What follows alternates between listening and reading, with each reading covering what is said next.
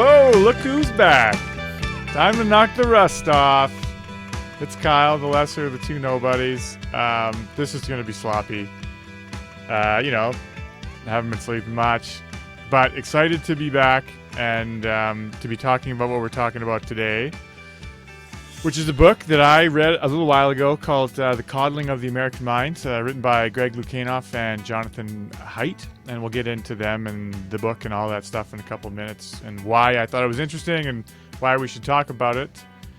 But first of all, I was just happy to be here and hoping that Rupesh can kind of put up with how poorly this is going to go, because I haven't been in front of a microphone for what feels like, I don't know, like a year. How you doing, buddy? I'm good. I'm happy to have you. It's always fun and way easier to do these with you. And the conversations are a lot livelier and way funnier. So, yes. Great. Now the pressure's on. Although this episode, I'm going to be leading it, and you're sort of the setup guy here. So we'll need some timely remarks from you to really push the episode forward. Okay, I'll do that. Well, come on, that's terrible so far. Yeah, I know. Terrible as a setup, man. You're still the foremost nobody, by the way. So if this flops, that's on you. Okay. How you doing, buddy? How's your life?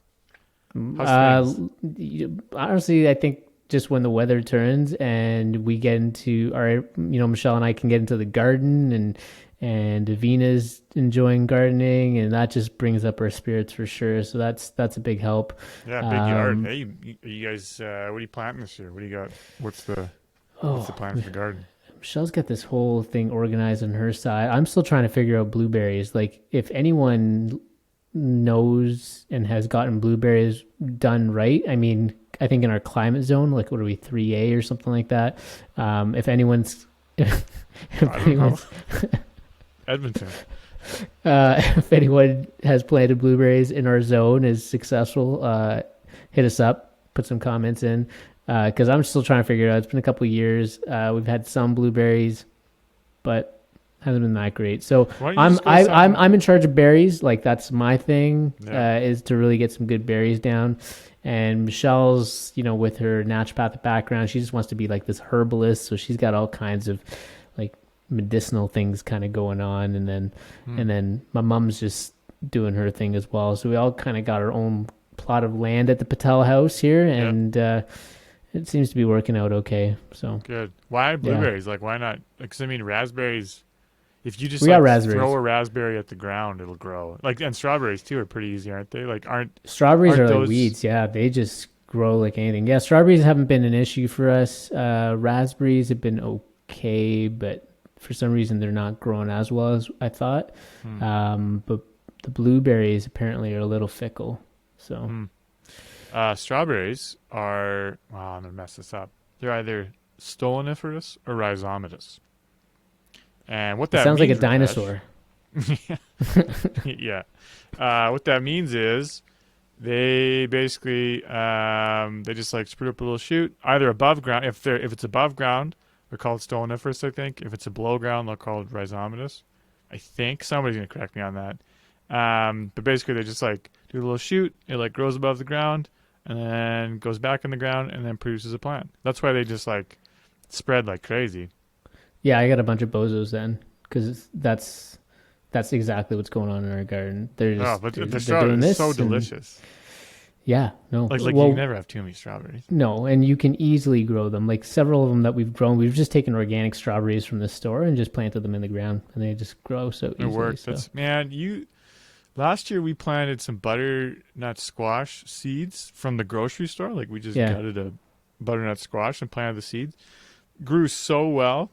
Except for it never produced any squash. It would flower and flower and flower. It was like 15 feet long. Flower, flower, flower. Never ever produce any fruit. And we figured out because companies that sell squash to large retailers, they do a little bit of what do you call that? The genetic modifying. Yeah, just to like make sure that the plant doesn't produce fruit, so that you have to go back to the store and buy your squash. You can't just steal a seed. You got the GMO kind, man. You got to get Yeah, that hey, non-GMO you know what? organic stuff. Yeah, well, I got no problem with GMOs because GMOs have saved billions of lives. So I'm not a huge anti-GMO or organic. I'm all about. Yeah, but see, this is the thing: is that it's the issue is the seed, right? Is like a lot of these big companies now are controlling the seed, right? And so now you have to go through these big companies because they have the rights to seeds. Like that, to me, takes it too far, right? Like you should be able to buy butternut squash and be able to grow those seeds, but the fact that they've modified them and control that, like that's just, you can't control the food supply that much. Like I think that's just ridiculous. Yeah, that's right. But I guess what I'm saying is I'm hesitant to put a broad brush across GMOs as a bad thing because the Green Revolution saved like billions of people, and that's like GMO. And I read something that said that carrots, if they had never done selective breeding or any kind of GMO anything with carrots would resemble like dandelion roots. Like they'd be sort of gross and bitter, but like selective breeding and all that stuff have produced delicious carrots. So anyways, we could do a whole episode on GMO. We probably should. Get somebody to talk about it. It's an interesting topic. Controversial as heck, though. Yeah, can be for sure. And I think it's problematic when people just paint something that's GMO with a broad brush and say it's all bad. I agree. I think you bring up a good point because, like, I think people, when they think about GMO foods, they think about like that Roundup Ready corn. Yeah. And you know what I mean? Like, or they think about like Monsanto. Yeah. Whereas I'm sure like, you know, the selective, you know, we do that. Farmers will probably do that all the time where they have like a really good crop yield and they'll particularly use those seeds because they would have gotten, you know, really good fruit or whatever they got from there, and then make sure they use those seeds in particular, right? I mean, that's just kind of selective breeding, but I think sometimes these companies take it a little too far. Yeah. So. Anyways, that's that. We should earmark that for a whole other episode because it's super interesting. And it sounds like maybe we align on some separate ends of the spectrum there. So maybe we'd have a bit of a debate. Maybe it's the end of our friendship. I don't know. Yeah. I don't know. Could we'll be. have to see. We don't really argue much about stuff, you and me. No, I'm actually a little surprised. Even though you said like you like organics, but you're not all about the non-GMO. Because if you're buying organic, it's non-GMO. That's not true though, because there's no food that we eat that hasn't been genetically altered at some point in history. You're not eating food from thousands of years ago. You're eating food that has absolutely been altered. Sure, but that's sort of like a natural process. That's kind of happened. It's not. It's since agriculture has come in, people will selectively breed things, and that's like gene mapping and like gene altering. So, but what I guess what I'm saying is like it hasn't happened in a laboratory. You know what I mean? Like where they've actually manipulated the genes that way. Yeah, I mean, I like organic more from the perspective of no pesticides, because that's like straight poisons in your body, right? I mean, right. And I understand that there's value to pesticides too, and if everything was produced organically, the amount of land that would be required is astronomical. But like my mom had an organic food store growing up. We buy organic food. I absolutely appreciate that. And I also understand that we're lucky to be able to afford it. But I think anyways, this is another episode. I have no problem with genetic modification, certainly to a point. And I think that looking at individual cases of times where it's been really positive would be helpful. And yeah, there's obviously like some negative genetic altering going on with food, but I personally, if somebody came to me and said, Kyle, you could get rid of all genetic altering of food or you could keep it all, I would absolutely keep it all. Fair point. Honestly, maybe we should do like just you and I kind of dig into like a 101 and make sure we kind of get the facts straight so that you're not talking gibberish. I'm not talking gibberish. I'm reading the book right now on it. Everybody go read a book called Enlightenment Now by Steven Pinker. If you're feeling a little bit down in the dumps, you're feeling like this is the worst time to be alive, you're feeling like the environment's I'm not going to get into it. Like he has a really good way of saying, hey, things aren't perfect right now, but this is probably the best time to be alive in history. And he gives just a bunch of reasons of that. And genetic altering of food, GMO food, is actually an example that he has. So,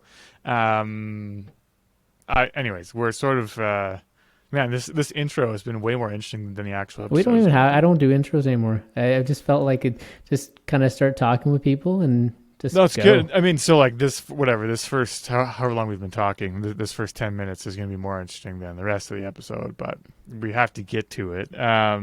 So maybe we just hop over to this Coddling of the American Mind. And so I read this book like 3 years ago after seeing Jonathan Haidt on the Joe Rogan show.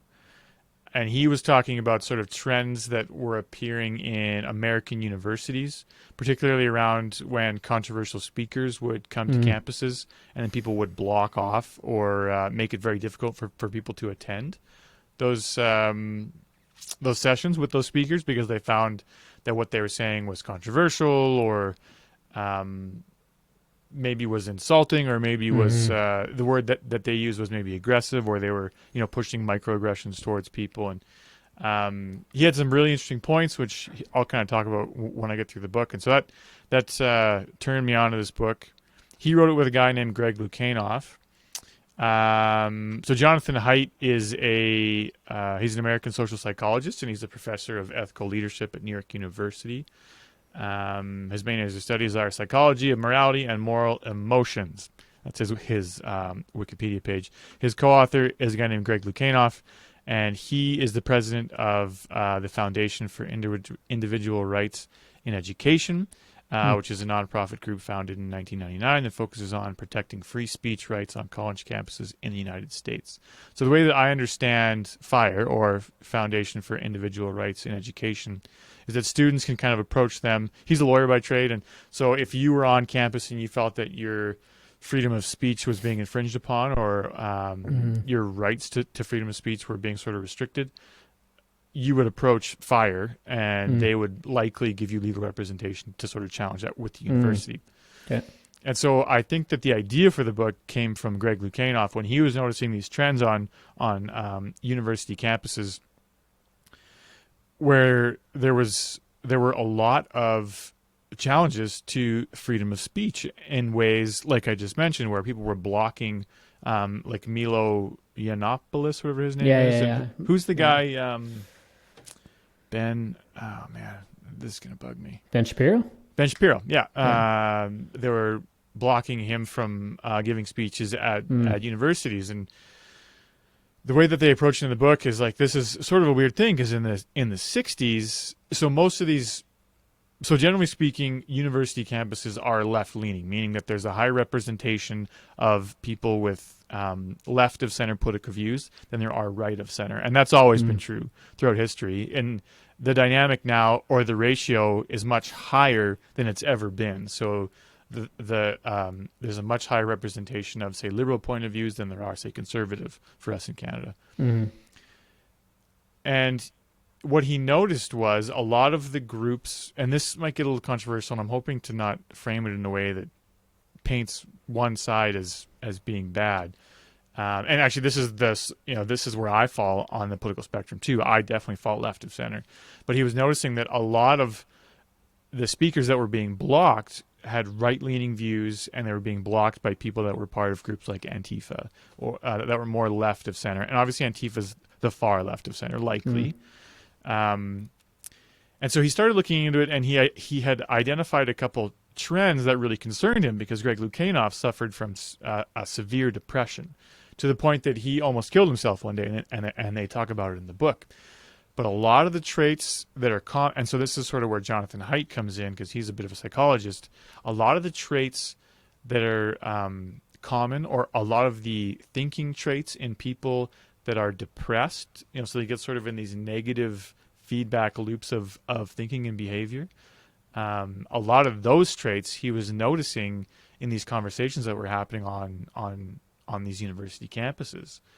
And so he was really, really concerned. He's like, why am I noticing these patterns when we're talking about like political discussions and people claiming that these people can't come talk because they're being microaggressive towards them, or they're even assaulting them, or they're causing them trauma. And he thought, well, that's a bit of a slippery slope when we start talking about how words can cause trauma. And so they decided to write this book. They first wrote an article, I think, in like the New York Times or New Yorker Magazine, and it was the most read article that year. And it was Mm. basically saying, here's the things that we're noticing on university campuses, and here's why we're concerned, and here's some examples of it. The reason that the book was interesting to me, though, was because at the time that I read the book initially, I was either a brand new parent or about to be a parent. And what they talk about is trends in young kids as well, and sort of what's going on with youth today, and even people, from 5 to 12, and then 12 to 20, and then 20 to 30, and sort of those generations, and what in their early life, as they're growing up, what are they experiencing? What's changed that's kind of led to this sort of viewpoint shift on university campuses. Mm. And so they talk about sort of what's happening to kids, what parents are doing that's they think are contributing to this sort of alarming shift of viewpoints on university campuses. So I'll just kind of dive into my summary of the book, maybe, then you and I can kind of just have a chat, and I'll just encourage you to sort of jump in and challenge me on anything. Full disclosure, I reread the book like 4 or 5 months ago, took a bunch of notes, have not read them since.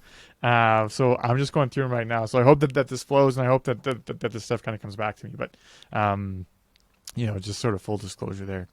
So the book has 3 parts to it. And so the first part explains 3 psychological principles, and they show how some recent practices and policies on many campuses encourage students to embrace what the authors call unwisdoms or untruths. Mm. And I think that there's 3 great unwisdoms or 3 great untruths that they talk about. The first one is the untruth that kids and young adults are anti-fragile. So basically saying like what doesn't kill you makes you weaker, and that's sort of play on words from Nietzsche or Nietzsche's what doesn't kill you makes you stronger. Mm. And so obviously that's an exaggeration. Like some things that don't kill you will cause permanent physical and mental damage, and with lifelong repercussions. But the untruth of what doesn't kill you makes you weaker gets at how parents today are trying to protect their kids from stressors and reasonable risks and small doses of pain, and that isn't a good thing. They argue that children aren't fragile, and that they require stressors and challenges and reasonable risk to learn, adapt, and grow as people. And if you shield them from that, it sort of stunts their growth in those areas. So they relate it to an immune system that needs to be exposed to colds and flus to get stronger, right?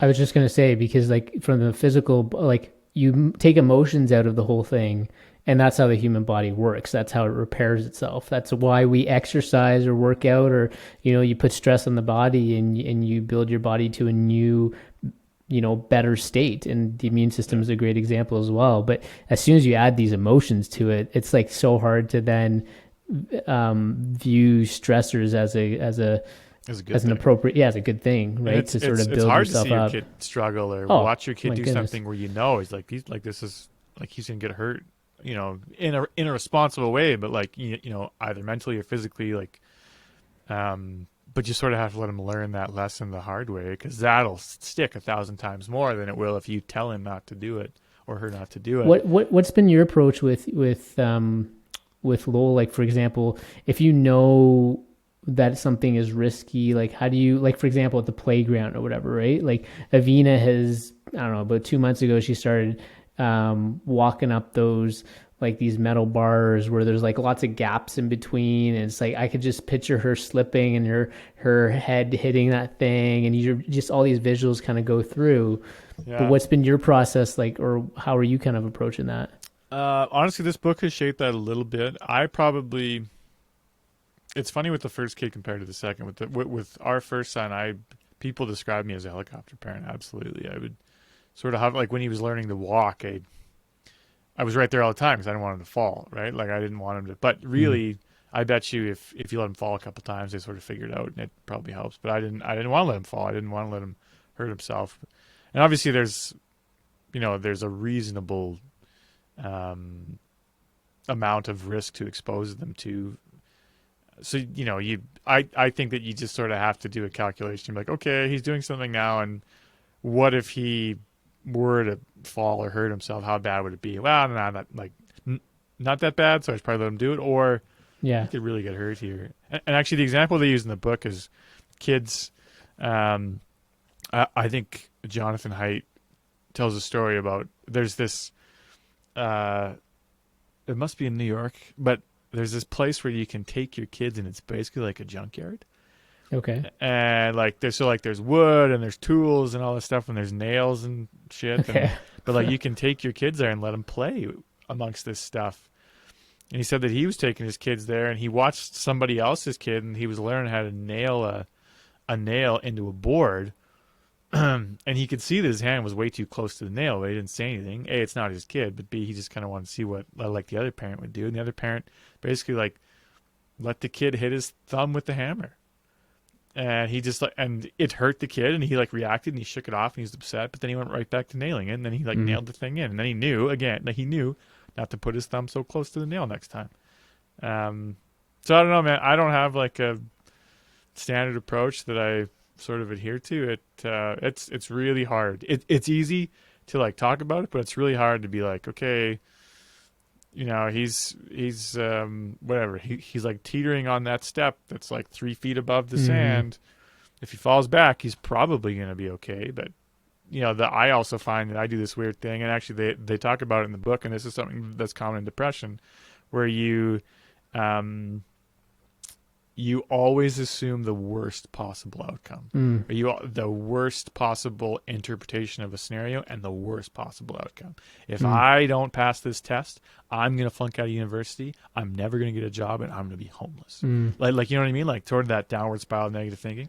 And I find sometimes that when Lowell is like doing something, and I'm like, oh man, if he were to fall here, he could like roll off that and then hit his head on that and then fall over, like, just, you know what I mean? And it could be really bad. When really he's probably just gonna like fall on his butt and then get up and like not even really notice. I wonder if in the book, and maybe you'll talk about this, but the challenge, I don't know if it's a challenge, but I want to do like I want to kind of let Avina be herself and just kind of figure it out. And if she falls and hurts herself, obviously again looking at sort of how badly she could get hurt or whatever, weighs into your mind, but on her end, she is very cautious, right? She is the one who's like, she wants us to help her, right? And it's like, it could be something as like I would interpret as sort of low risk, but like sometimes she wants that assistance. So then I always try to catch myself, because it's like, I don't want to push her or force her, because I know that if I do that, she's just going to resist the whole thing. And I want her to kind of just discover and do and just play, right? So it's like hard to figure out how to balance, her personality, which is again a little bit more risk averse and shy and that kind of thing, with like, okay, just kind of letting her go forward and being, And if she's asking you for help, you want to be there for her. Like you would hate it if she's because like, Daddy, help me. And you're like, no, you break the trust, right? And then she gets hurt, and you're like, well, it's like, what is that? Like, how does she view me now? Like, well, and I would think that if you don't have, if growing up, if Avina doesn't feel like she can't trust her core, which you would think would include her parents, that would also contribute to fragility, right? Yeah. It's an easy thing to sort of theorize about and a hard thing to enact it. It's sort of abide by with your actions, I find, anyways.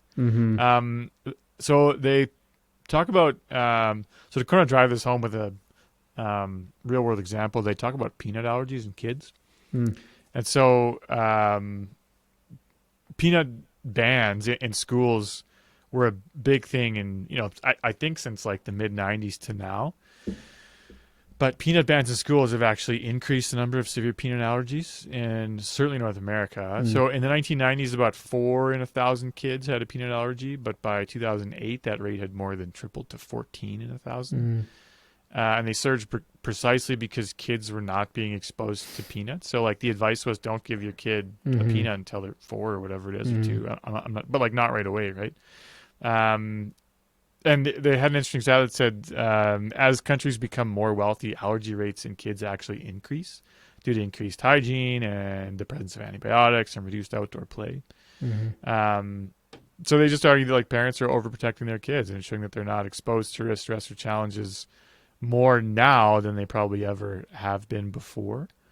But risks and stressors are all natural, unavoidable parts of life, and by sheltering your kids from that, you're actually hurting them more than anything. And obviously within reason. Like, if your kid wants to climb a tree, yeah, probably let them. But if your kid wants to juggle knives, probably don't let them do that. So that was sort of their first of three great untruths. Second one is emotional reasoning and confirmation bias, and it's related to sort of always follow your gut. And really, the data shows that you should almost never follow your gut. So people often take our feelings to be an accurate representation of reality. Then our feelings are always compelling, but they're not always reliable. And following your feelings can result in a distorted view of reality at the same time. They outline some cognitive distortions that sometimes are used when people buy into their feelings as fact, which isn't ideal. And these distortions are commonly seen in people with depression. So that's sort of what I was talking about before. And so, here's a few examples of these cognitive distortions that are found in people who generally sort of go with their gut all the time. So emotional reasoning, like I talked about, which is letting your feelings guide your interpretation of reality. So they would say, "Oh, I feel sad, so obviously things are bad," or "I feel depressed, so obviously the world is bad." When reality might not be as bad as you perceive it. Next one they talk about is catastrophizing, which what I was just talking about, which is where you focus on the worst possible outcome and see it as the most likely, even though it's probably not the most likely. So like I was saying before, I'm going to fail this test. I'm not going to pass university. I'm never going to get a job. I'm going to be homeless living in my car the rest of my life. Overgeneralizing, so perceiving a global pattern of negatives based on a single event. And so we talked about sort of that thing before, and we were talking about GMOs, but painting things with a broad brush isn't helpful. And so even like conversations, if you're left leaning like I am on the political spectrum, saying, well, everybody who votes not liberal or not to the left of center, every single one of them aren't worth talking to, and they're all racist and they're all bigots and whatever, because I'm overgeneralizing. And that tends to happen more when people are following their gut. Dichotomous thinking, so this is more of like black or white thinking. And this sort of leads it, or kind of builds off of what we were just talking about, the overgeneralizing piece, but viewing people or events in an all or nothing term. So if you asked a girl out on a date and she was like, nope, not doing it, you'd be like, oh, all women hate me. Like, it's like black or white. It's like, you know what I mean? So that's dichotomous thinking. And the last one is negative filtering, which is where you focus on the negative outcomes only and ignore the positive outcomes. And I think a lot of people do this naturally, where if you heard 100 compliments in a week, but one person said you're an idiot, you would remember that you're an idiot more than you would for sure. the 100 compliments. Yeah. And so these are sort of these cognitive distortions that are linked to people with sort of this emotional reasoning, confirmation bias, always following their gut, but they're also seen often in people with depression. And these are sort of these traits that they were seeing a lot of with university students when they started looking into these things recently.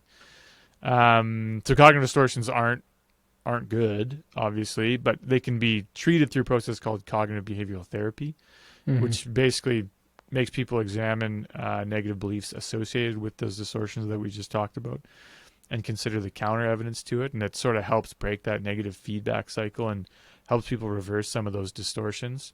And it can be really difficult to learn, but it's been proven to work. Even things like meditation can kind of help with that, and like this CBT therapy, or even some drugs like antidepressants or like Prozac, sort of help that part of your brain sort of reverse that negative aspect of thinking, apparently, is how I interpret it in the book. I'm certainly not a people at drugstores pharmacist. I am not a pharmacist. We're just going to put a big thing like take Prozac in the video right now. That's not what I'm saying. Don't listen to any medical advice we give you. But they talk about it in the book, that there are ways to kind of combat these sort of negative cognitive distortions, and cognitive behavioral therapy or antidepressant medication or meditation, all that stuff sort of helps kind of bring those cognitive distortions in check a little bit. Just so I can wrap all of this in my head. So these are the things that they're seeing with young kids or people who were kind of like more fragile? Sorry, I'm trying to just wrap it all kind of in a bow in terms of these untruths or whatever. Yeah. So sorry. So they noticed recent practices and policies on many campuses that encourage students to embrace these great untruths. And so the first one is, and they're all built on these psychological principles, right? So the first one was the great untruth that what doesn't kill you makes you weaker. And it's based on this principle that young people are fragile when really they're anti-fragile. So you shouldn't be exposing them to stressors, right? So the second one is the great untruth of always trust your feelings. So that emotional reasoning, confirmation bias piece, and and all folks are sort of prone to some form of emotional reasoning and confirmation bias. But the piece of wisdom that they attach to maybe why you shouldn't always trust your feelings is your worst enemy cannot harm you as much as your own thoughts unguarded. But once mastered, no one can help you as much, not even your father or mother. So like, if you have an understanding that you shouldn't always trust your feelings and you should be using, reason and evidence and facts to kind of base your views on life and your conclusions and your beliefs, as opposed to what you feel in your gut. But they're seeing the exact opposite. They're seeing these policies and practices on campuses where people are just following their gut, taking it as fact, and then, sort of refusing to see the other side of things, even though they might present reason and fact and and evidence and all that stuff. Not checking their assumptions, making inferences. Totally. Yeah. And then the last untruth is sort of this us versus them. It's this idea, and this sort of builds off those cognitive distortions, right? The overgeneralizing, the black and white thinking. But the last great untruth is life is a battle between good people and evil people. Meaning that you're either good or you're bad. There are good guys and there are bad guys, and if you're on the good side, everybody else is bad. And so that sort of goes to that liberal versus conservative, or sort of this huge sort of polarization that we're seeing right now in politics, certainly in North America, particularly in the United States, with the last election, Donald Trump, and there's this real sort of broad brush being used to paint either side of those political spectrums, and each side of those spectrums, and not everybody, again, but there's a lot of people, and again, students on university campuses to a higher degree are saying, these are my beliefs, and this is the group or tribe that I'm part of, and we're good, and everybody else is bad. And really, that's not really the truth at all, right? Like, it's like life simply isn't that simple. There aren't just good people and bad people, and they sort of link it back to how the human mind has evolved to live in tribes that historically engage in like frequent conflict with other tribes. And our modern day minds continue to divide the world into us versus them, even based on trivial things. And experiments have proven this. So in one, researchers showed a video of a hand being pricked with a needle to someone. And so they showed this video, right? So your hand's not being pricked, but you're watching a hand being pricked on a video. And they measured their brain activity in the region of the brain that handles pain. And when the hand being pricked had a religion written on it that was the same religion of the person watching the video, their pain center showed more activity than when a different religion was written on that hand. So does that make sense? So like, you're watching a video, your hand is not being pricked, but you're watching a video, and there's sort of this ability of the brain to sort of empathize with something, right? And so it's saying, oh, that would probably hurt. But your brain registers it being more painful if the religion that you practice is written on that hand on the video, which is insane. Like, that's, I don't know, that's insane to me. So if you're Christian and the person pricking the hand says it's Christian written on their hand or whatever, it's like almost, if that pain center is firing, is that interpreted as sort of a negative thing then? Like they're like, I don't understand it's saying like, so you relate to that. So you relate to that person. It's like if there's a video and your mom is on the video and they were going to prick her hand, versus if you were watching the video and it was some guy you had no idea who it was and they pricked his hand. It would probably be harder for you to watch, and you'd probably empathize more with that video of your mother being pricked. Oh, sorry. It's the person who's getting pricked is sort of the same denomination as you would be. Right. So not the person who's giving the needle or whatever. Right. So like, let's say that yeah. you, Rupesh, are a Scientologist, and you, so you walk into this lab, and on the screen they put a video up, and they show one video of a hand that has nothing written on it, and they prick it, and in your brain goes, "Ouch, that would hurt," to 1 unit. And then they bring in the next person and they write, not Scientology, they write whatever, Hinduism on there. And they prick that hand.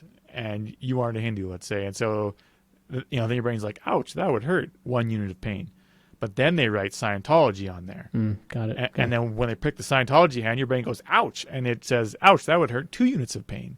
Because you associate with this word and you think, well, that person is from my tribe. And so that hurts more. So it's like this uncognitive thing. Like you're not thinking about it. It's just in your brain. Your brain has evolved to be part of a tribe. And, many, many years ago, and in some parts of the world today, there's still tribal conflict, right? And so you're like, I'm part of this tribe and we're good, and they're part of a tribe and they're bad. But that doesn't really matter in today's world, and certainly it's not that simple, at least not in the part of the world that we live in. So this tribalism can kind of cause us to bind ourselves to a certain group who shares similar traits, but most of the time to a fault. So we embrace these groups' moral matrix and stop thinking as individuals, right? There's that whole group think piece. And we talked about that in our group think episode. So these authors, so Jonathan and Craig, notice sort of these 3 truths in the policies and principles and the thought processes of university campuses in North America. So that's part 1 of the book. So they talk about these 3 great untruths. So a couple of things, things come to mind. So one, do they actually say whether they notice these things with certain disciplines that the students are taking? Like, do they see more of these things revealing themselves in art students, or maybe not so much in science majors? And I only say that just because, if you're in the social sciences or even the physical sciences, when you're going through that process, you're supposed to generally, especially if you're doing research, you're trying to prove your hypothesis wrong. You're really trying to challenge yourself to look on both sides and train your mind in a way where you're not relying on some sort of confirmation bias, right? And so I kind of wonder whether they're seeing that in science students and science majors as well, or are they seeing that in sort of the non-science, more arts majors? And I don't know if they speak to that, but that was one thing. And then the second piece was on when you talk about kind of this issue of coming from the gut and people making judgments based on their emotions. I think it's good that you sort of clarify from the emotions, because where my head was going was that there is, a large part of our central nervous system is guided by our unconscious brain, right? And it's filtering information all the time and making judgments. And that's really where a lot of the action and things are happening. And so there's a lot of wisdom that your unconscious part of your central nervous system has taken in, and you want to trust those things, right? That's what allows us to do automatic tasks and all kinds of stuff. But what you're saying is more on the feling side. So yeah, I'm glad you made that sort of distinction. Totally. It's more like all it's saying is with rational thought, if you just sort of get rid of rational thought, if you avoid evidence-based discussions, if you ignore all reason and you just go with whatever your gut says, sort of don't challenge that, don't open up critical conversations towards it. That's sort of what they're getting at. Is you can have sort of this visceral feeling towards something, but if you're unwilling to challenge it and to read up on it and to hear what somebody else has to say. That's something about Ben Shapiro. The guy's an asshole, there's no doubt. But every single viewpoint he has, he comes back with stats, with facts. And so I always enjoy conversations with people debating him, because if it's a good one, they both have a ton of facts and they're both kind of sharing it back and forth. And I'm not saying I like Ben Shapiro. I certainly do not.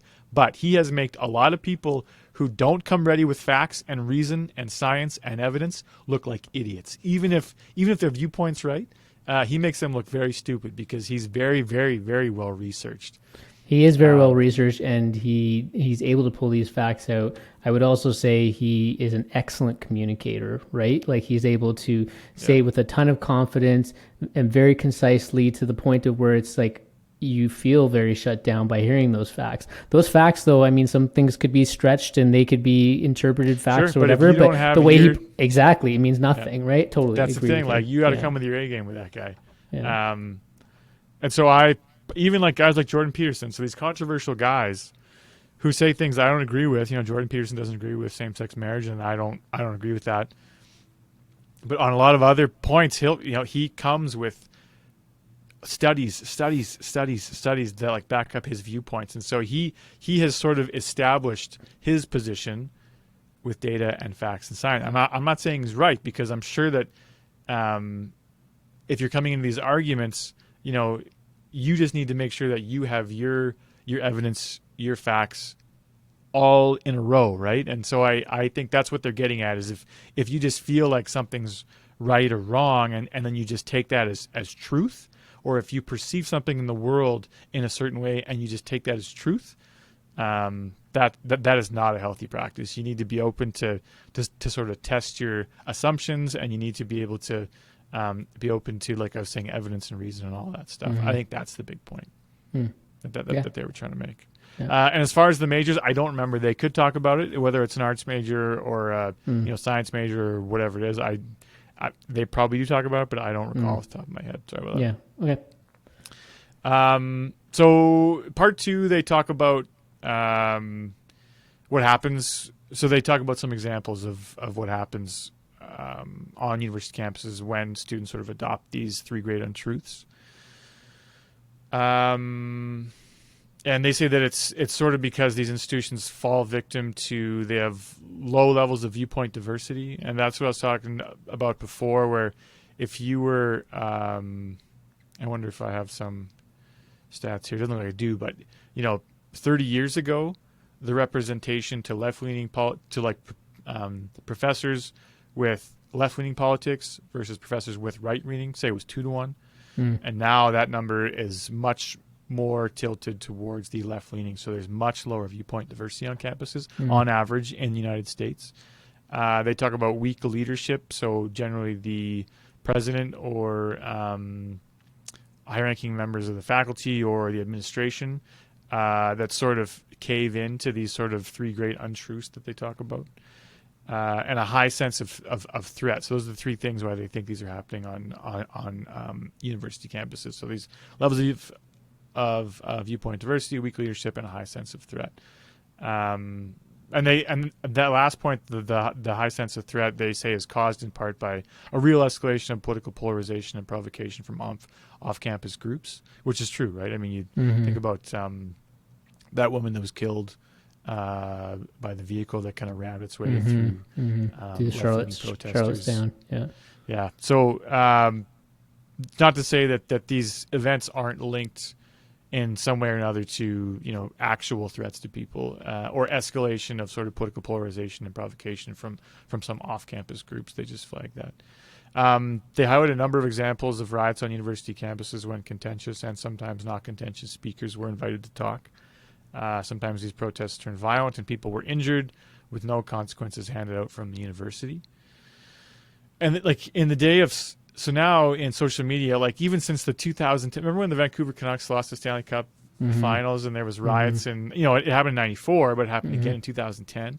And in 2010, they were charging people based on Facebook videos and pictures and all that stuff.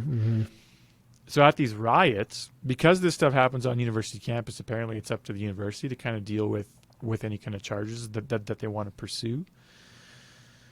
And there's examples of riots where people are being assaulted, like people had their noses broken or concussions when violent, and they cite Antifa groups where these sort of protests and these blockades to speakers turned violent, and there was no charges pursued.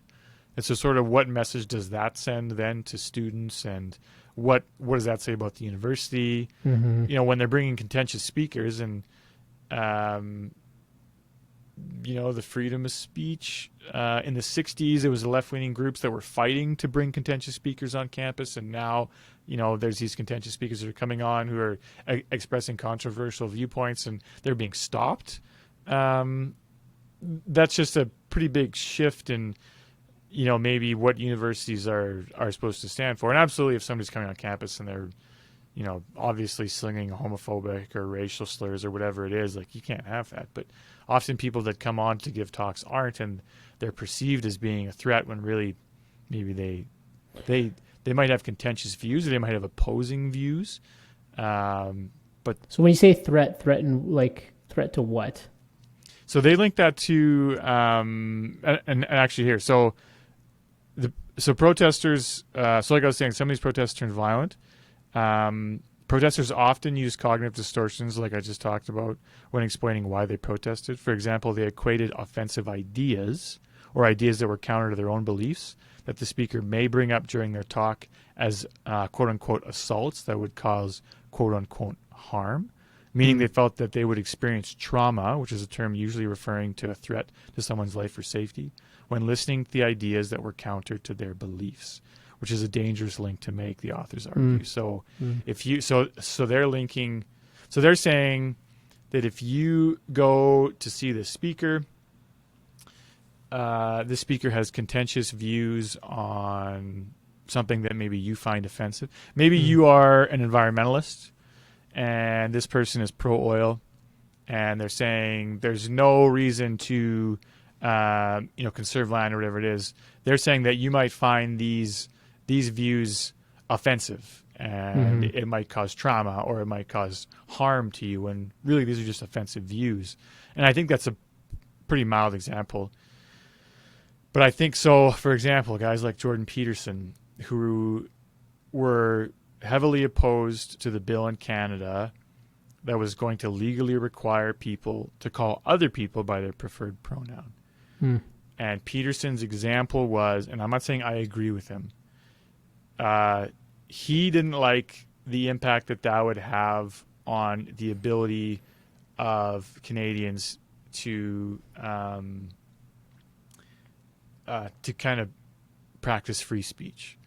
Because he was saying, well, if we're going to legally require somebody to use a certain form of language when talking to somebody else, that's a bit of a slippery slope to get into from a legislation perspective. So if you're going to have an act that says you legally need to call somebody what they ask you to call them, he was sort of against that. And so in this example, let's say Jordan Peterson, which, like, this happened in Edmonton. He was supposed to come talk, I think, at the Citadel Theater, and the Citadel said, no, we're not going to allow you. And the Citadel, I mean, that's not a university. Like, they're a private business. Yes, they receive a lot of public funding, but they're a private business. But this was happening on universities. And so if you were a person who was transgender and you preferred certain nouns, and there's this guy coming on campus saying, I don't agree with this bill that's going to require people to call you by the noun that you want to be called by, and here are the reasons why I don't agree with that. The argument is that transgender person could then perceive this as an assault on them, and they would feel harm and they would feel trauma. When the authors argue, in reality, it's to that transgender person, it's an offensive idea, but to link being offended and being harmed or experiencing trauma is a bit of a slippery slope. And so they talk about, people talk about microaggressions and how this language can cause stress in people. And stress does have a significant health benefit, a significant negative impact to people's health. Stress isn't a good thing.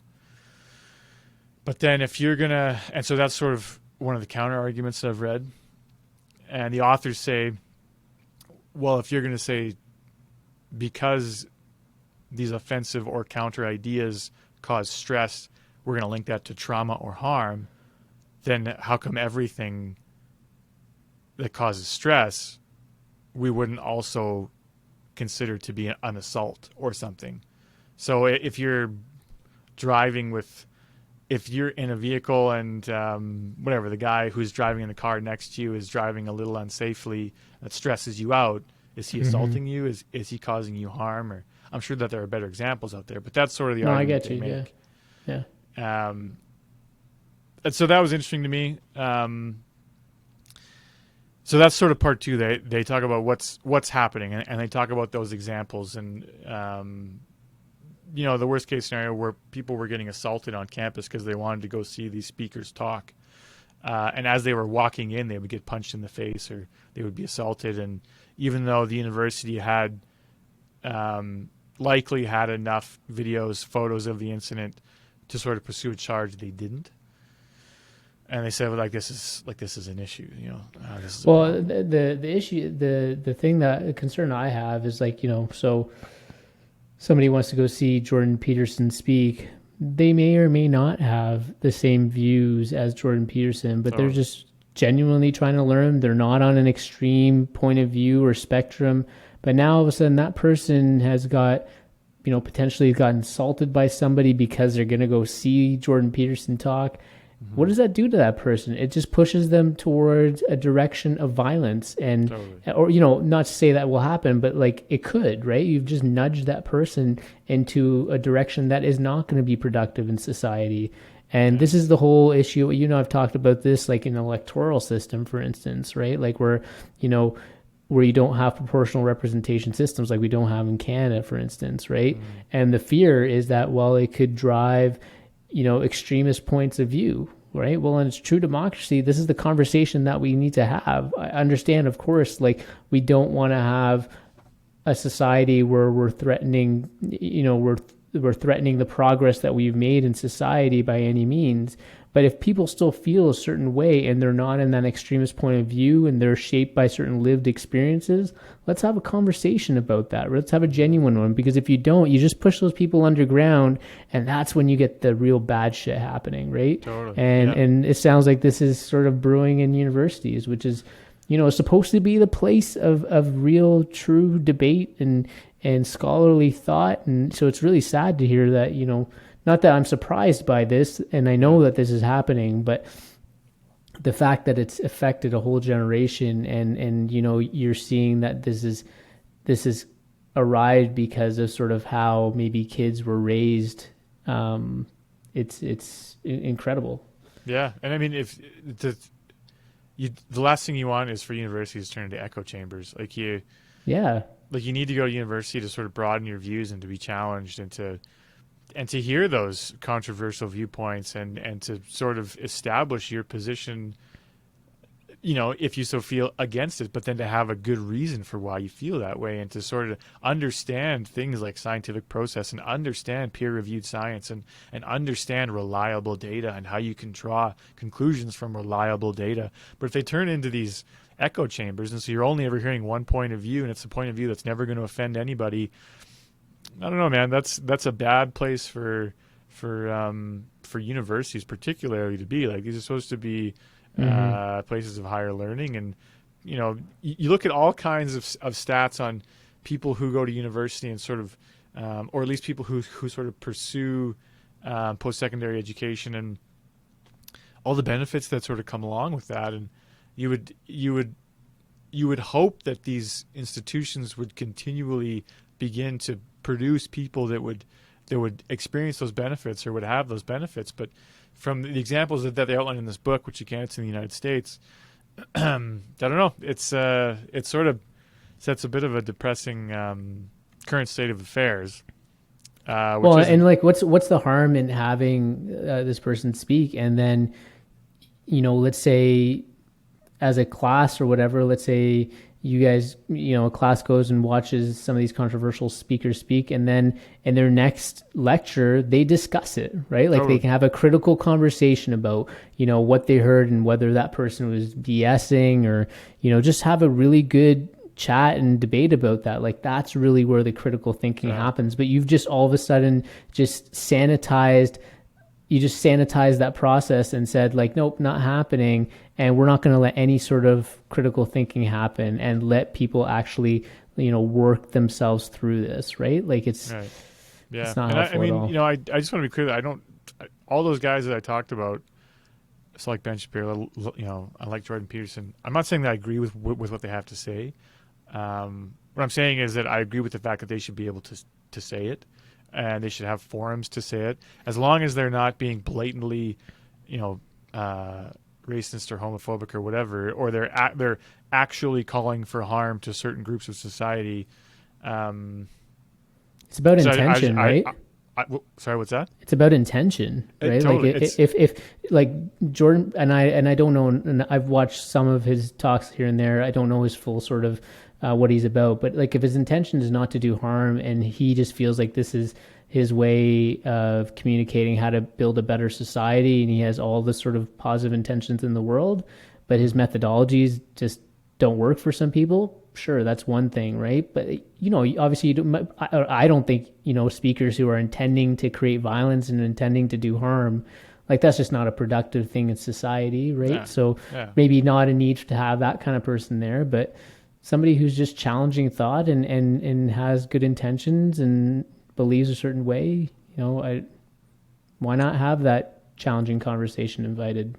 Yeah, totally. So these next two parts are sort of the crux of what I want to talk about. Sorry, we're like an hour into this thing. I haven't been doing the most succinct job, but so the third part of the book, they talk about how did we get here, and so they show that there's no simple explanation for what's happening, but they talk about 6 trends to attempt to sort of explain what's going on. First trend is rising political polarization. So they talk about studies show that politics are more divided than ever. So like, for example, they'll say they would do surveys. So they have done surveys for many, many years on traits that are associated with political choices. So if you're a liberal, they would say, hey, here's the 20 hot topic items of the day, whether it's like abortion, the environment, the economy, whatever it is, right? Tell us how you vote, and then tick the boxes that are most important to you.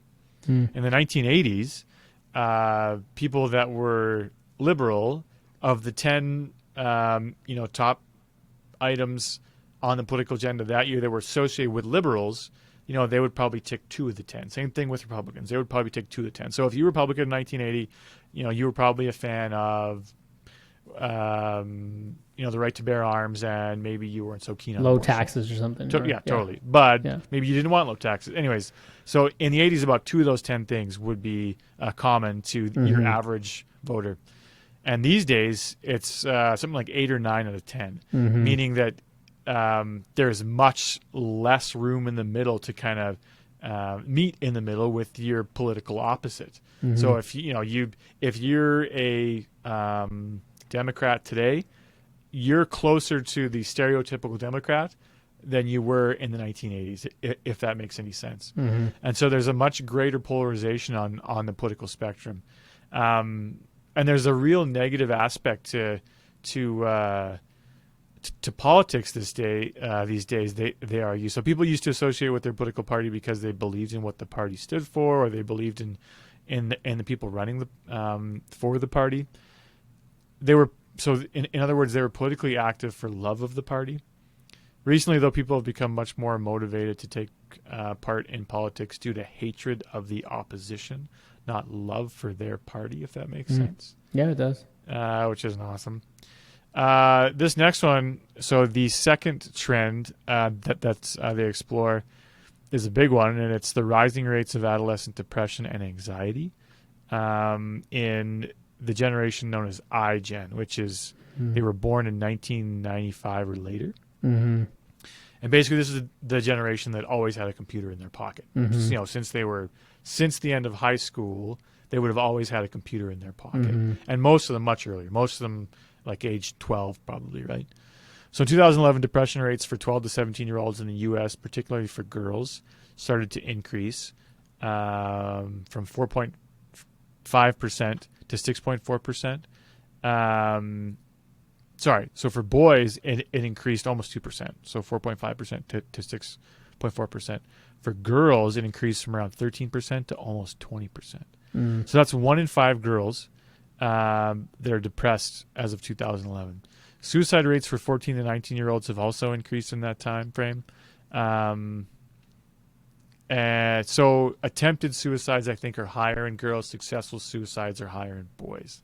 And they relate that more to boys are a little bit more aggressive in nature.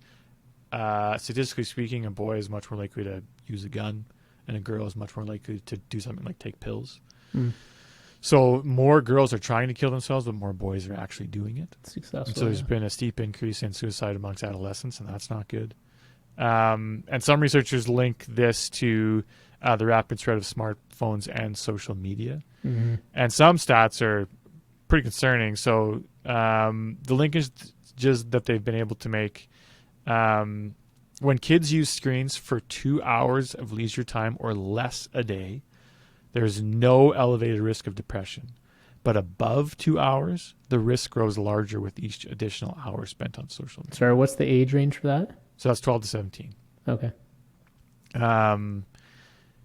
And when kids engaged in off-screen social activities are less likely to suffer from depression or commit suicide. So basically, more screen time, higher rates of depression and suicide attempts or suicide. Less screen time, less. And do we know like kids, what's on the screen? Like, does that matter? Or it does, yeah. So girls okay. are much more impacted from the perspective of increased rates of depression due to screen time. And I think it's when it comes to social media. So boys are impacted by screen time in general, but much less than girls by social media. So girls on social media are more highly impacted than boys with just screen time, if that makes sense. So the impact of social media is higher on girls. So social media has a more negative impact on girls than boys. And it may be due to the enhanced beauty of female models and the fact that boys and girls have different forms of preferred aggression. So boys are much more physical. Girls are much more relationally aggressive, they call it. So they try to negatively impact. If they're trying to bully a girl, they try to negatively impact that girl's relationships as opposed to just like be physically aggressive with her. A boy's much more likely to come and punch you in the face as opposed to make some demeaning comment on your social media account. Girls are less likely to use physical tactics to bully, but they'll use more social tactics such as not inviting a girl to a party, but then letting her know that she wasn't invited, if that makes sense. Where boys are much more likely to throw a punch, like I was saying before. So, yeah, so social media has a higher impact on girls than it does boys, but screen time has a negative impact on both boys and girls, and that watermark seems to be 2 hours. Less than 2 hours, there aren't any significant elevated rates of depression. More than 2 hours, there is increased rates, and it increased with every additional hour spent. Well, and that's crazy because, I mean, now most of the school day you're on screens, right, just to do your that's why I asked that question, right? Like, does schoolwork count, right? Like, I mean, by default, like, you know, you're going to, just by the time you're gone through school, you're going to easily pass 2 hours, right? Totally.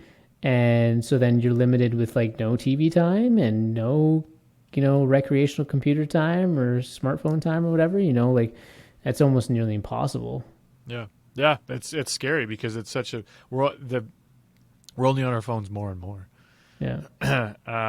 So that's a big one, is these increasing rates of depression in this iGen, so kids born after 1995. The third trend that they looked at is a shift to more fearful, protective, and intensive parenting in middle class and wealthy families. They think it's likely due to highly televised kidnappings in the 70s and 80s.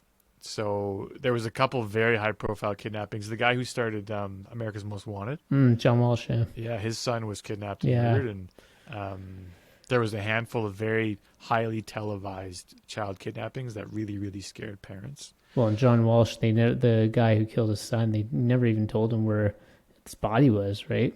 Well, they found his son's body. Did they? Yeah, but I don't know. Yeah, but it's pretty gruesome. It's okay. It was hard to read about, honestly. Okay. Yeah, so it's bad news. Okay. So parents are scared, but the thing is, crime rates have dipped significantly. So the world is safer now than it ever was in the 70s, 80s, and 90s. And in fact, in 2013, the murder rate in the United States was the same as it had been 60 years ago. So it's about the safest time in history to be a parent. there's this story of the worst mother in the United States. And this woman lives in New York, and she taught her 11-year-old to take the subway. And she took him with her on the subway a bunch of times. She explained to him how it worked. She gave him a map. She gave him coins for a phone call, and she told him to go to the police or somebody who works for the subway if you get lost. And she let him find his own way home one day from wherever they were. And it made front page news in some parts of the world. And they call her the worst mother of the world. When really she was just teaching her kid how to take the subway. Like, how empowered did that kid feel after, right? Like, must have felt so good. Anyways, that was an interesting story. There's also societal pressures to overprotect and shield kids from risk and stressors. There was a woman in the States who was charged for leaving her 11-year-old unsupervised in a car while she ran into the store. That's insane, right? Like, that's insane. So anyways, there's these sort of societal pressure. Even there's a woman who left her 8 and 5-year-old or something in her backyard while she was in the house. They were playing in the backyard, and somebody called the cops on her. Just like, I don't. So it's societal norms have shifted, certainly, to being much more protective of children, which, in a lot of ways is probably good, but it also puts these pressures on parents to be a bit more helicopter parenty, which isn't a good thing. It's interesting. Sorry, just as an aside, Vina and I were out on her bike, and these two kids, I want to say, if I guess, like maybe they were like 9, 10, right? They're just kind of walking together, and Avina's like, "Where's their mommy and daddy? Why aren't their mommy and daddy with them?" Right?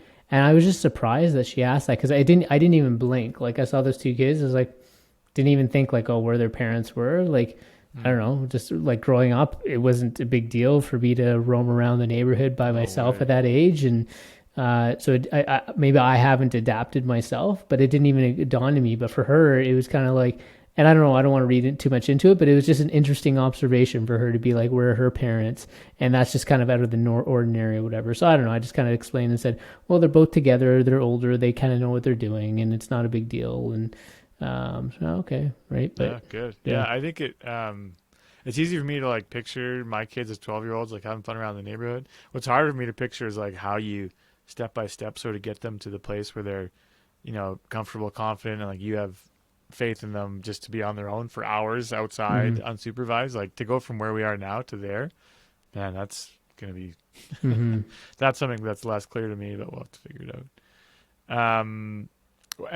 When you're overprotective of kids, it sort of teaches some of those cognitive distortions that we talked about earlier. That makes sense. So it's, anyways, that whole helicopter parenting, whether you're doing it or society sort of expects parents to do it now, it can have negative impacts on your kids in the long term. Fourth trend that they talk about is the widespread play and risk deprivation for members of iGen. So that's at 1995 and later. What we were just talking about, there's been a significant decline of unsupervised free play, and kids need free play. So the authors say that it contributes to quote unquote finalizing the intricate wiring process of neural development. So it can sort of help formulate behavior and gain confidence and empower them and all this stuff to sort of be on their own and make decisions on their own and identify and sort of measure consequences on their own. And so there's a real benefit to unsupervised play, but there's been a significant decline of that. What that's going to do to creativity too, right? Totally. That's going to be, we talked about in our fourth industrial revolution, right? Like, sort of the skills that are going to be needed, like creativity is going to be huge. And if kids are always in structure, and Wayne Gretzky talks about this, right? Sorry to kind of go off on a tangent, but he talks about this. I know you like hockey sort of references, but he talks about how the game, while these hockey players are faster, stronger, physically just at a much higher level than when he played, he said the creativity has gone away, right? Because everything is just structured play, whereas before kids would just pick up a puck or pick up a ball if they're playing street hockey and just go, right? And that's what it was for him, and that's where the magic happened, and you don't see that as much anymore, right? Interesting. And so coming from him, that's a big deal for him for somebody to say that, right? And so I just kind of extend that to just kids being kids in general and learning skills is you just gotta let them make mistakes and let them be and play Yeah. Well, I unsupervised and mean, even like unstructured. you think about if you want to get into, like, let's say if you're told from a young age that you need to go to university and you need to get a master's, you need to get a PhD, or you need to, you know, get on with some law firm or whatever, like they look at all these extracurriculars that you have.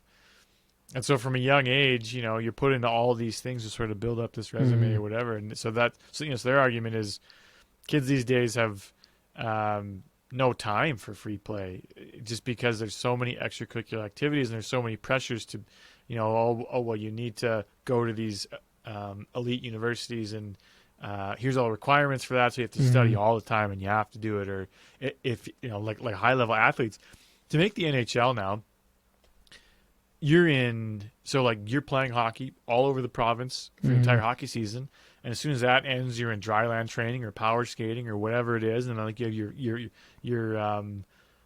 you know, fitness coaches, and like these kids just do nothing but hockey for their entire lives. And for the ones that make it, great, but for the ones that don't, I mean, that's all you've known and now it's over. So there's just like the expectations on kids now is just absolutely insane. And so this decline of free play has had negative impacts. And they frame free play as it's freely chosen and directed by the participants for its own sake. So it's not like pursued to achieve any kind of goal or Mm-hmm. whatever, right? Like you're just playing to play, basically.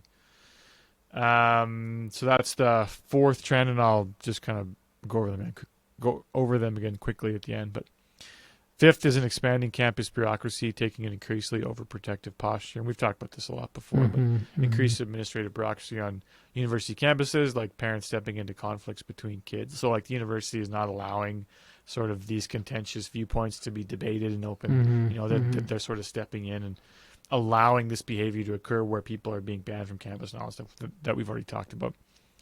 Um, and then there's a rising passion for justice combined with a growing commitment to obtaining equal outcomes on all areas. So people more like we live in the, you know, in the Twitter gotcha society, right? And people are rewarded for, you know, calling out somebody for whatever, even if it's sort of a benign comment, but maybe you can interpret it in a way that could be seen as disparaging some group or another, even though if that's not the intent of the comment.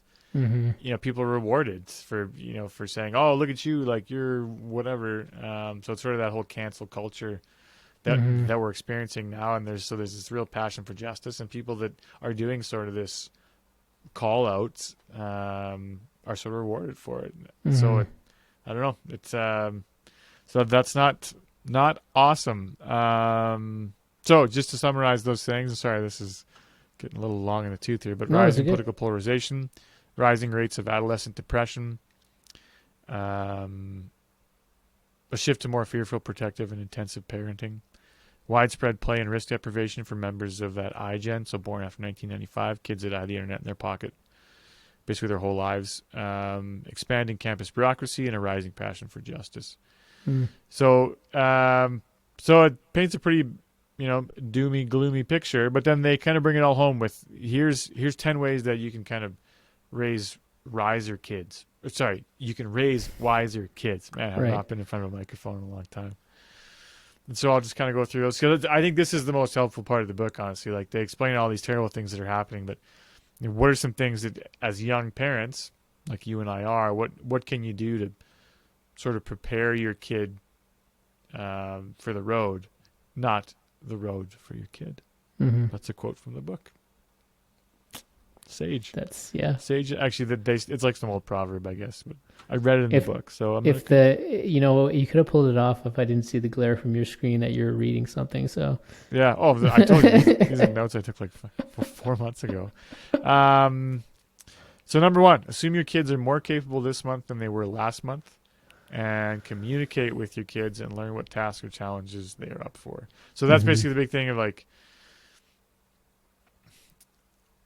watch your kids, watch their capabilities grow, and allow them to take on tasks that are right at the edge of their capabilities, right? And just assume that they can do a little bit more this month than they could last month. Maybe give them the benefit of the doubt on their capabilities more often than not. And that's something I think would be hard to do for a parent personally, because there's going to be some reasonable or moderate risk probably associated with some of those things. But it's a good thing to keep in the back of your mind. I think like our kids are growing, they're learning, they're becoming more physically and mentally able. They need these sort of fresh challenges, and you need to sort of give them the benefit of the doubt on this. And they're becoming more and more independent, right? As we probably see with our young kids, if you don't make that assumption, like you said, that this month is going to be better than the last, and you don't bring them to that place, like you said, that boundary of where there's a little bit of risk, you're not building trust with them, right? That they're gonna think that, oh, my parents don't trust me enough. Like that's a whole complex that I think a lot of us deal with our parents, right? Like of having this constant fight, even at our age, where our parents still kind of want to handhold us in certain situations, and so I don't know. For me, I'm very sort of cognizant of that, of making sure that she knows that I believe in her and that she can take those risks. But yeah, I can understand how it's hard, but I think the trust thing for me is I wouldn't want to understate that. Yeah. No, it's a good point. So they talk about letting your kids take more small risks, and the example they give is the example I talked about earlier with that kid hammering nails. So if your kid's like learn how to hammer a nail and he's going to hit his thumb, yeah, like a hammer on the thumb sucks. But it's probably a reasonable risk to let him take, especially because they're not swinging the hammer too hard. But if he hits his thumb once, he's going to remember that. Definitely more than you saying 100 times, don't hit your thumb, or you not letting him do it at all because you're worried about risking him hitting his thumb with a hammer. So let your kids take more small risks. The thing I get caught up with is that if they hit their thumb with the hammer and then all of a sudden they never come back to the hammer for a while, right? It's like, then, okay, I have this internal pressure. I'm like, oh, I got to bring the hammer back because I got to learn how to use a hammer, right? But then the magic actually comes if you just give them some space, they naturally just kind of come back, right? But that's the thing I struggle with, is like I have this internal clock of like, okay, they've recognized they made the mistake, but then Avina won't come back to it because she knows. I was like, oh, that thing is dangerous. I'm just not going to touch that. And I get this internal pressure feeling like, oh no, it's just a matter of like you learning how to use the hammer. Like the hammer's not dangerous, right? Like, and so then I feel like, oh, I want to show her, but she might not be right. Like that's the thing I deal with. I don't know if you feel the same way, but think about when you were a kid. I don't know if you ever tried skateboarding or like. I remember I rode a BMX bike off a jump once and just ate shit so hard. Or I tried skateboarding once and ate shit so hard, just like scraped up and cuts and bruises and like blood. And I was just like, I'm not getting on one of those. Like that sucked. And I never did. I don't ride BMX bikes now, and I can barely skateboard. So it's a good point, and that's the thing that I sort of struggle with a little bit, is how do you effectively manage those risks? And you're going to be wrong on some of them, right? Like you're going to let your kid take a risk one day that they probably shouldn't be taking. There's going to be some kind of consequence. But in the long term, letting them take that one risk that maybe you shouldn't let them take, but let's say that they took 8 that they should have, that maybe you were on the fence about. These guys argue that, in the long run, letting your kids take more small risks and assuming that they're more capable than they were last month, in the long run is going to be that makes sense. More beneficial developmentally. Third thing, start letting kids walk places and play outside unsupervised as soon as they are able. And they say, if you feel like they're too young, let them go, but send them with a sibling, send them with a neighbor kid, whatever it is. But let children have unsupervised play as soon as they are able. So that's an interesting point. Encourage kids to walk or ride bikes to and from school at the earliest stage possible. Help kids find a community of kids in your neighborhood who come from families that share your commitment to not overprotecting kids. So this kind of goes the same way. Like, allow them to be unsupervised. Let them find kids. If you're sort of uncomfortable with them going off on their own, find somebody. And even better, if there's other kids in the neighborhood that are around their age that are also allowed to do these things unsupervised, pursue that and sort of let them do it. Send kids to overnight summer camps in the woods if possible for a few weeks without any devices. Did you ever go to summer camp growing up? No, not really. It wasn't a thing for me. I got invited to go to one in grade 7, but that was through school, but never like my parents would send me to one or whatever. So, Okay. what about Like, you? I went to sports camps. They weren't Yeah, in the woods, but it was like week-long sports camps. yeah. It was fun. It was a good way to meet people and just play a sport you liked and whatever, and get you out of the house. And I think now, like, how sweet would that be? Because they would usually book it the same week for me and my sister. So for them, it'd just be like 1 week of Yeah, sweet freedom. Oh man, I'm putting my kids in sport yeah, camps the same week yeah. for sure. Encourage kids to engage in productive disagreement. Teach kids how to debate. Don't shield them from disagreement. Um, like, this is something that can be modeled in your conversations with other people when your kids are around, like a healthy disagreement. Mm-hmm. Challenging thoughts in a respectful manner, just exposing them to that at an early age, and just have that be sort of a common part of how they view communication. And sort of the example you set, that I thought that was a good one. I don't know how much I do that. I was thinking about that Mm. when I read this. I don't know how much I do that. Like, it's certainly not. I'll do it with like close friends and all that stuff, but I don't know how much I just do it day to day. Like, politely challenge somebody on something, or if I'm just like a yes man, just nod to everything. This Mm. spineless worm. Teach kids certain forms of cognitive behavioral therapy. Let kids watch you examine and talk back your exaggerated thoughts. Mm. I think that's a really interesting one, because I think that teaching kids how to handle anxiety at an early age, it would be incredibly helpful. Like, what a tool. Mm-hmm. If they're worried because tomorrow I don't know, like they have a soccer game and they're worried they're going to get kicked in the face or something, and you just like sort of walk them back from that and help them sort of walk through what the realistic point of view is, and what's likely to happen. It's probably not going to be the worst thing in the world. I think that's a really, really interesting thing to sort of pursue with For children, sure. is Yeah. helping them identify exaggerated thoughts and helping them kind of walk back from that. Like, that's a Mm-hmm. tool they'll use the rest of their lives. Mm-hmm. Teach kids mindfulness. Teach them to pay attention in a particular way in the Mm-hmm. present moment, and non-judgmentally. This can reduce anxiety, enhances coping, increases compassion, and a number of other positive things. Sorry, I know we're getting here at the end of the time, but that one to me is interesting about teaching them, because kids are the most mindful people ever, right? Yeah. Like, they're always observing the smallest things that we take for granted, because obviously we've kind of seen these things over and over again, but they're just always in their own little world. At like what point does that change, right? Like, and do we have a role in shaping that? And I wonder maybe if that's sort of what the book is speaking to, is for those kids who have maybe gone through structure, or and are no longer sort of, or who've had that ability to be mindful taken away from them, right? Because otherwise, kids are the most mindful creatures ever, right? Like, they are completely present. And it's funny how, we now as adults are like, how do we become more present, when if those things wouldn't have been stripped from us in the first place? And I don't mean that in a way like our parents did that or whatever. I just mean like stripped from every way possible, from different people, whatever experiences, and maybe even by ourselves.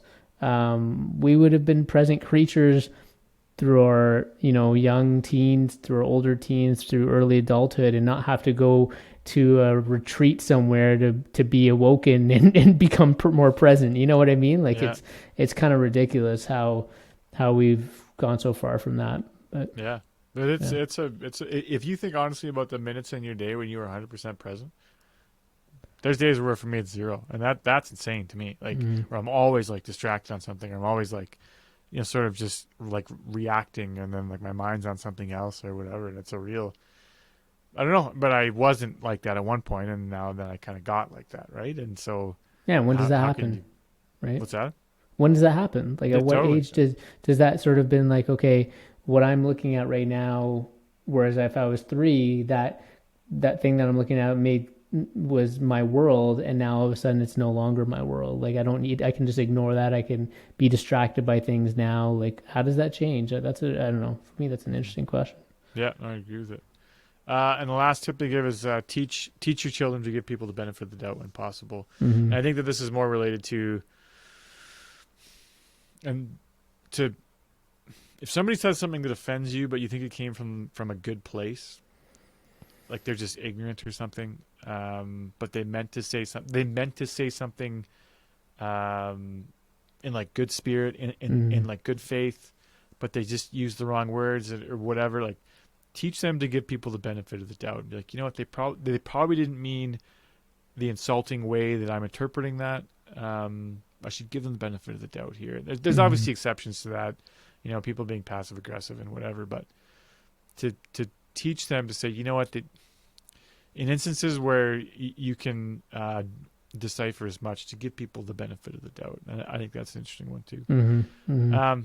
Yeah. So anyways, that's all I want to talk about. Sorry it went so long, and I don't think I did the book justice. This one's probably like this one probably got 4.5 Kyles out of 5. It was really, really good. I really enjoyed it, mainly because it made me really, really examine, because I had some of those cognitive distortions. Certainly and I still do.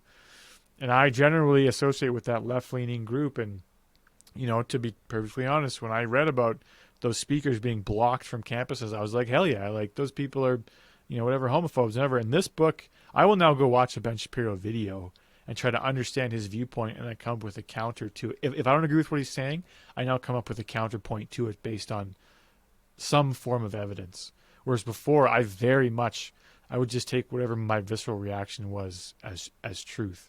And so this book was really a turning point for me to start addressing some of those cognitive distortions and start addressing some of my biases, and to stop painting broad groups of people with a single brush and writing off entire groups of people, and, you know, finding the good in individuals who maybe associate with areas that are, you know, that have beliefs opposite of mine, and you know, seeing the individual for the individual and not this tribalism. Anyways, this book had a pretty big effect on how I view things, and I'm a little disappointed with how I reviewed it, but I would encourage folks that found any of this interesting from a parent standpoint, you've recognized some cognitive distortions that I've described in yourself, to just being curious about sort of what's going on with our youth and the increased depression rates and even university campuses, and how this trend is a little concerning. This book is great. And they, I feel like in my description, it feels like they sort of try to beat up on people that are left-leaning politically. And the book doesn't come across like that. Those are just the examples that I focused on. And the thing is, every argument they have is firmly rooted in some form of study or fact or evidence that if you don't agree with, you can go kind of search the opposite side of it. But anyways, this book was a big paradigm shift for me and how I viewed a lot of things. So I would encourage people to read it. Well, I'm eager to. I mean, I bought it after you spoke so highly about it. I had heard about this book when it first came out, and it was always on my wish list. But once you kind of raved about it, I definitely picked it up. So I'm glad we had this conversation, especially like you said, it's very relevant as we raise our kids and how we think about that approach going forward. So I'm glad we had this conversation. We might have to, hopefully at some point, we can even have a conversation with one of those authors. You know, that'd be an awesome thing to pursue in the future. Yeah. So yeah, no, I agree, buddy. It'd be a big get. For sure. You know, we are too. For sure. Okay, we should probably wrap this thing up, I guess. Hey, like we're like, what are we at? Like an hour and a half or what? Yeah, pretty much an hour and a half. So hopefully folks are sticking with us. If you guys have any, you know, comments or thoughts about anything that was sort of said, or you guys have thoughts about the Coddling in the American Mind, the book, or your approaches to parenting, we'd love to hear from you. I mean, this is a thing that sort of some of the comments that we've gotten on the videos. You know, I love the engagement that we do get. Want to see more of that. So if you guys have things to add, please sort of share those things. We'd love to hear from you guys. So great to have you back, man. Glad to have you on this episode, and looking forward to the next one. Then we have some guests lined up, and it's going to be fun. Yeah, GMOs, buddy, big debate. It's going to be. It's going to be because of rift in our friendship. Yeah, for sure. I'm glad we're doing this remotely. So just punch you in the face. Actually, you're the one that works out. I don't want to get in a fight with you. Just let all my aggressions out, all my little microaggressions. So I'm gonna give you trauma. all right, buddy. Appreciate you as always. Yeah, appreciate you. Next chat. Okay, see you later.